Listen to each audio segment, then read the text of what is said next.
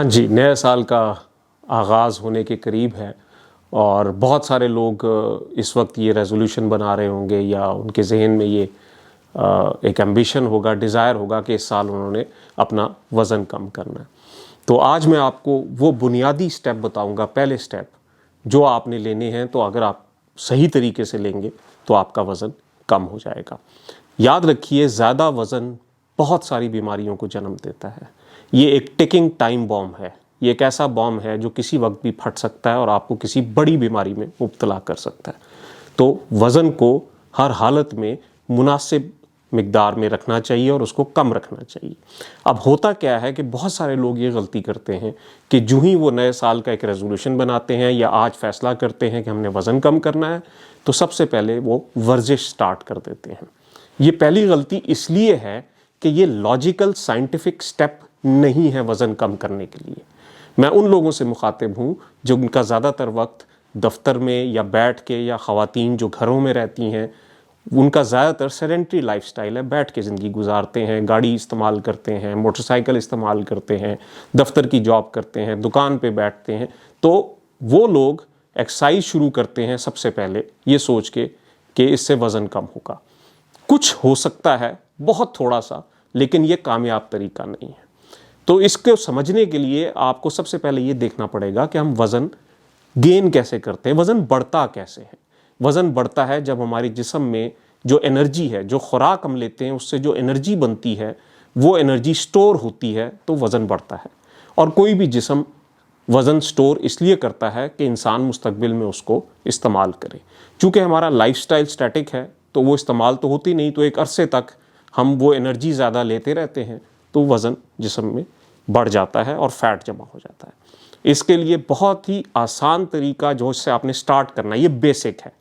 याद रखें, एनर्जी में सबसे ज़्यादा जो चीज़ एनर्जी प्रोवाइड करती है बॉडी को स्टोर करने के लिए, फैट करने के लिए, वो कार्बोहाइड्रेट्स हैं।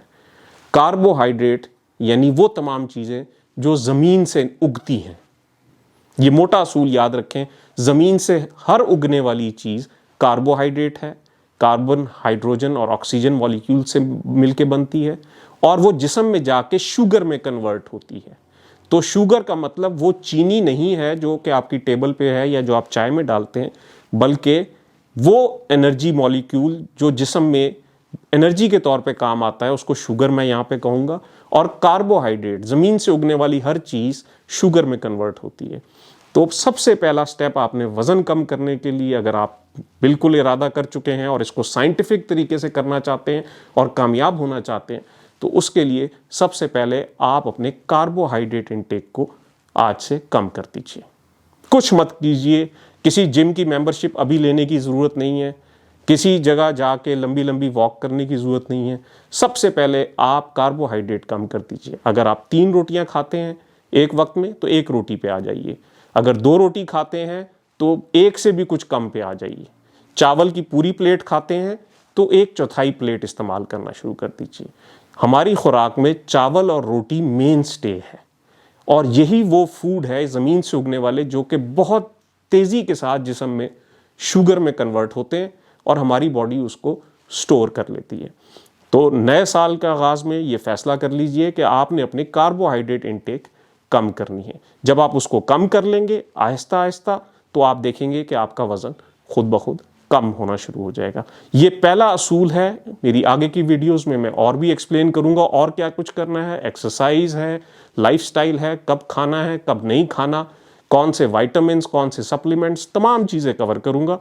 लेकिन आगाज़ नुक्ता मैं अपने तमाम स्टूडेंट्स को जो मुझसे कोचिंग लेते हैं उनको यहाँ से स्टार्ट कराता हूँ कि आप कार्बोहाइड्रेट इंटेक को रोकें।